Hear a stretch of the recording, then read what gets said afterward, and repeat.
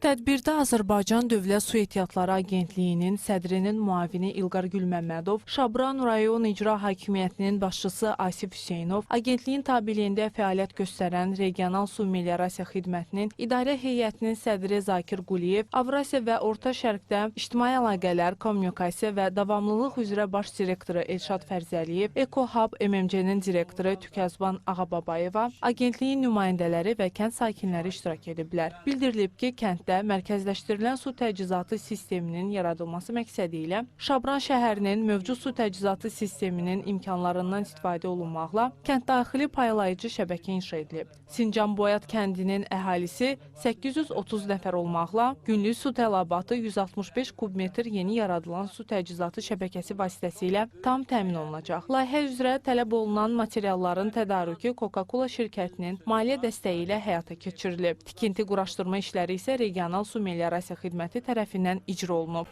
Bu məqsədlə uzunluğu 6 kilometr olan su şəbəkəsi inşa olunmuş və 222 abonentə ev birləşməsi verilmişdir. Ahaliyə verilən suyun dəqiq sortunun aparılması və sudan qənaətlə istifadə etmək məqsədi ilə hər bir abonentə su sayğacı ilə təchiz edilmişdir. Sincan-Boyat kəndinin İsmaillə su təmin olunması üçün 2-ci Bakı su kəmərindən su götürərək Skada nasosxanasına verilir. Oradan da isə nasoslar vasitəsilə R2 adlanan su anbarına verilir. R2 anbarından isə öz axını ilə Sincan-Boyat kəndi içməli su ilə təmin olunmuş olur.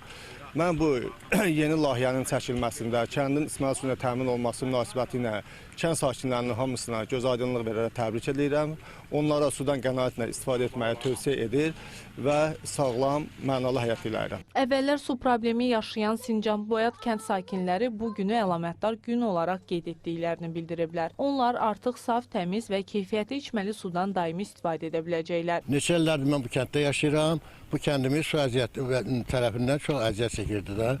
İndi çox sağ olsun hökumətimiz, prezidentimiz ki, bizə belə bir şərait yaratdı, qapılara sayğac qoydu, su ilə təmin olundu.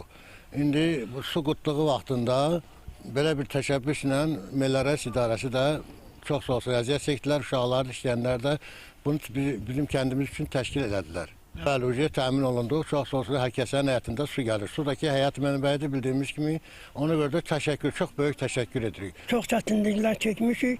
Sağ olsun dövlətimiz bizim üçün bu şəraiti yaradıb, bizim kəndi su ilə təmin edib. Bəli, həm məktəbin yolları, həm kəndin su təchizatı bizim üçün çox gözəl mənbəydir. Biz çox sevinirik ki, bizim kəndimizdə su çox gözəl şəraitdə yaranılıb, bütün sayğaclar qoyulub.